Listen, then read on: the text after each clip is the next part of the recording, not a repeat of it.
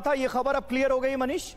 बिल्कुल, देखिए अमेरिकी सेंट्रल कमांड का कहना है कि ईरान की तरफ से यह झूठा प्रोपेगेंडा किया गया था कि 4 बैलिस्टिक मिसाइल से हमने अब्राहम लिंकन को अटैक किया। ठीक है, नेवल कैप्टन श्याम कुमार हमारे साथ मौजूद हैं। श्याम जी, किस तरह से आप देखते हैं, क्योंकि डिप्लॉयमेंट बड़े पैमाने पर की गई थी और यह कहा गया था कि अमेरिका ने अपनी 1/3 नेवल पावर को ईरान की घेराबंदी में लगा दिया है। अब ईरान पर किस तरह के हमले हो सकते हैं इन युद्ध पोतों के जरिए, जरा समझाइए हमें। 2003 के बाद से ऐतिहासिक जमावड़ा है नेवल फायर पावर का। 2 एयरक्राफ्ट कैरियर के साथ कभी भी डिप्लॉय नहीं किया अमेरिका ने। इतनी बड़ी शक्ति के साथ वो कभी आया नहीं। आप समझ सकते हैं, अल्ब्रुक क्लास के 4 डिस्ट्रॉयर घेर के खड़े हैं अब्राहम लिंकन को। 50 किलोमीटर। सर, अपनी बात पूरी करिएगा। देखिए, एक और खबर आ रही है कि अमेरिकी जेट मार गिराया गया। ये देखिए, एक बड़ी जानकारी हम आपको दे रहे हैं। खबर यह है कि कुवैत में यूएस जेट को मार गिराया गया। एक और झटका से कह सकते हैं ईरान ने दिया है। अमेरिकी जेट को मार गिराने का दावा किया जा रहा है। बड़ी जानकारी सामने आ रही है। देखिए, तस्वीरें जारी करके यह दावा किया गया है कुवैत में यूएस का यह जेट जिसे मारा गया है। और यह भी आपको अपडेट दे दें कि जो पायलट इसे फ्लाई कर रहा था उसके सुरक्षित होने की भी खबर सामने आ रही है।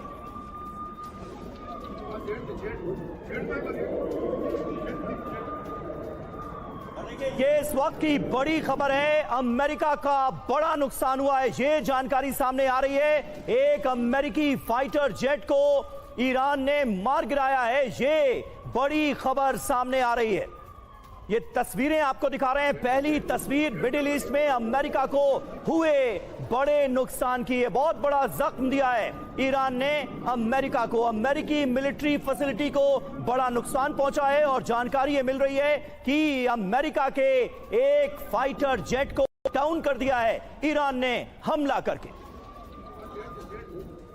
तो फिलहाल ये दावा किया जा रहा है कि ईरान ने एक अमेरिकी जेट को मार गिराया है। ये बड़ी खबर सामने आ रही है। किया जा रहा है बुर्ज अल अरब पर मिसाइल्स को इंटरसेप्ट करने के बाद उसका डेब्री गिर रहा है, उससे कहीं पर आग लग रही है। ये बहुत ही शॉकिंग था देखो। Oh my God. स्पेशली इसलिए क्योंकि कुछ फैमिली मेंबर्स थे मेरे साथ जिनकी फ्लाइट कुछ घंटे बाद की थी और वो अपनी फ्लाइट अनफॉर्चुनेटली नहीं कैच कर पाए। उनकी फ्लाइट कैंसिल हो गई और वो अभी तक दुबई के एयरपोर्ट पर ही फंसे हुए हैं और कोई पता नहीं अब कि कब एयरपोर्ट वापस खुलेगा, आगे क्या होगा। लेकिन इस सब में अच्छी खबर यह है कि यूएई का एयर डिफेंस सिस्टम बहुत स्ट्रांग है। ऑफिशियल सोर्सेज बता रहे हैं कि 137 मिसाइल्स ईरान की तरफ से फेंकी गई थी यूएई पर, जिनमें से 132 को डिस्ट्रॉय कर दिया गया। 209 ड्रोन स्ट्राइक्स अटेम्प्ट की गई थी, लेकिन 195 को इंटरसेप्ट कर लिया गया। तो ज्यादातर जगह जहां पर ये आग लगी वो सिर्फ ड्रोन इंटरसेप्ट करने की वजह से जो डेब्री था मिसाइल का या ड्रोन के टुकड़े वो नीचे गिर रहे थे। अब यहाँ ये सब हो क्यों रहा है, आइए समझते हैं इस पूरी सिचुएशन को थोड़ा डिटेल में इस वीडियो में। अमेरिका और इजराइल ने मिलकर ईरान पर फुल स्केल मिलिट्री अटैक शुरू कर दिया है। ऑपरेशन को नाम दिया है ऑपरेशन एपिक फ्यूरी और ये कोई एक दिन का स्ट्राइक नहीं है। यूएस ऑफिशियल्स कह रहे हैं कि ये कई दिनों तक चलेगा। We are going to destroy their missiles and raise their missile industry to the ground. It will be totally again obliterated. Tehran, Isfahan, Qom, Kermanshah, पूरे ईरान में बॉम्ब्स गिर रहे हैं। सबसे शॉकिंग, ईरान के supreme leader Ayatollah Ali Khamenei के compound पर भी स्ट्राइक्स हुई और अब ये कंफर्म हो चुका है कि वो मारे जा चुके हैं। ये चीज ईरानियन स्टेट टीवी ने खुद कंफर्म की। हजरत आयतुल्लाह उज़्मा सैयद अली हुसैनी खामेनी در راه سربلندی حرم جمهوری اسلامی ایران شهد گوارای شهادت را نوشیدند।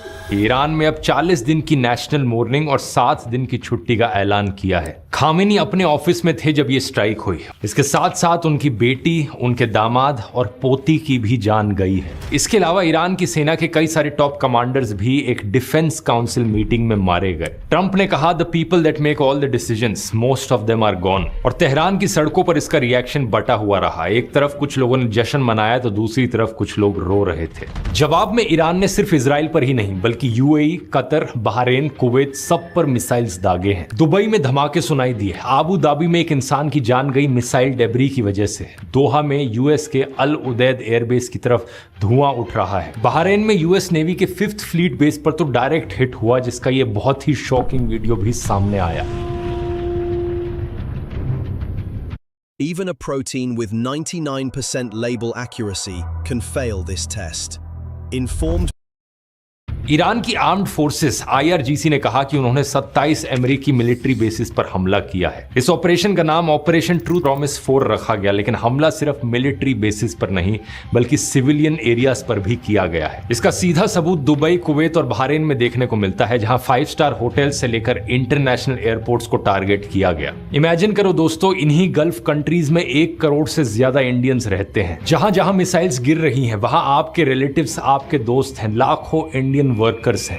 इंडिया की एम्बेसी ने एडवाइजरी जारी की है कि इंडियंस अटमोस्ट कॉशन बरतें। इजराइल में भी अकेले 18,000 से ज्यादा इंडियन स्टूडेंट्स हैं। ज्यादातर गल्फ देशों की पूरी एयर स्पेस को क्लोज किया जा चुका है, सारी फ्लाइट्स कैंसिल हो गई हैं। लेकिन अगर ये स्ट्राइक्स फुल स्केल वॉर में बदल गई तो इसका इंपैक्ट और भी बहुत बुरा पड़ेगा। इंडिया अपना 50% से ज्यादा crude oil straight of Hormuz से इंपोर्ट करता है। अभी इंडिया 26 लाख बैरल्स ऑयल हर रोज गल्फ कंट्री से इंपोर्ट करता है। अगर ईरान ने हॉर्मुज को बंद कर दिया तो इंडिया का ऑयल सप्लाई रुक सकता है। रिपोर्ट्स आ रही हैं कि ईरान की फोर्सेस ने स्टेट बंद करने का ऐलान ऑलरेडी कर दिया है। एक्सपर्ट्स इसे इंडिया का नाइटमेयर सिनेरियो कह रहे हैं। सीधा असर होगा कि पेट्रोल डीजल महंगा हो गया, शिपिंग कॉस्ट बढ़ेगी, इन्फ्लेशन बढ़ेगी और रुपये पर और भी दबाव पड़ेगा। और यहां पर टाइमिंग भी देखिए दोस्तों, प्रधानमंत्री मोदी सिर्फ 2 दिन पहले इजराइल से लौटे हैं। 25-26 फरवरी को मोदी इजराइल में थे, नेतन्याहू के साथ डिनर कर रहे थे, उनके पार्लियामेंट नेसेट में स्पीच दे रहे थे। और अब ये देखो, इजराइल डिफेंस ऑफिशियल ने रॉयटर्स को बताया कि यह अटैक हफ्तों पहले ही प्लान हो चुका था। इसी कारण से कांग्रेस के लीडर्स ने सवाल उठाया है कि मोदीज फ्रेंड नेतन्याहू ने इंडियाज ओल्ड फ्रेंड ईरान पर अटैक कर दिया। ओवैसी ने कहा कि इंडिया ने हमेशा इस कॉन्फ्लिक्ट में न्यूट्रल पोजीशन रखी है, लेकिन अटैक से ठीक पहले इजराइल विजिट करना एक बहुत ही गलत मैसेज देता है। लेकिन इस पूरी सिचुएशन की सबसे दिल दहला देने वाली बात यह है कि ईरान में स्कूल्स पर भी अटैक किया गया। ईरान के शहर मिनाब में एक लड़कियों के प्राइमरी स्कूल पर बम गिरा, जिसमें कम से कम 100 बच्चे मारे गए। ये दिन के वक्त में हुआ जब स्कूल भरा हुआ था। और आयरनी की बात देखिए कि इजराइल का ऑफिशियल अकाउंट फिर क्या ट्वीट करता है, Israel has the right to defend itself, जबकि पहला हमला उन्होंने यहां पर किया। इस करंट सिचुएशन की शुरुआत दोस्तों दिसंबर 2025 में हुई थी, जब ईरान की इकोनॉमी कोलैप्स हुई, करेंसी 40% गिर गई और खाने का दाम 72% बढ़ गया। ईरान में हिस्ट्री के सबसे बड़े प्रोटेस्ट शुरू हुए और ईरान की सरकार ने अपने ही लोगों पर गोलियां चलवाई। एस्टिमेट्स हैं कि 30,000 से ज्यादा प्रोटेस्टर्स मारे गए। ट्रंप ने रिस्पांस में कहा, help is on the way. Middle east में 2003 की इराक वॉर के बाद सबसे बड़ा बिल्डअप किया, लेकिन फरवरी के शुरू में लगा था कि शायद सिचुएशन ठंडी पड़ जाएगी। और स्ट्राइक से सिर्फ 1 दिन पहले ही ओमान के फाइनेंस मिनिस्टर ने कहा था कि ये जो पीस डील है अमेरिका और ईरान के बीच में, ये विद इन रीच है। Peace deal is within our reach. लेकिन अगले ही दिन बॉम्ब्स की बरसात होने लग जाती है।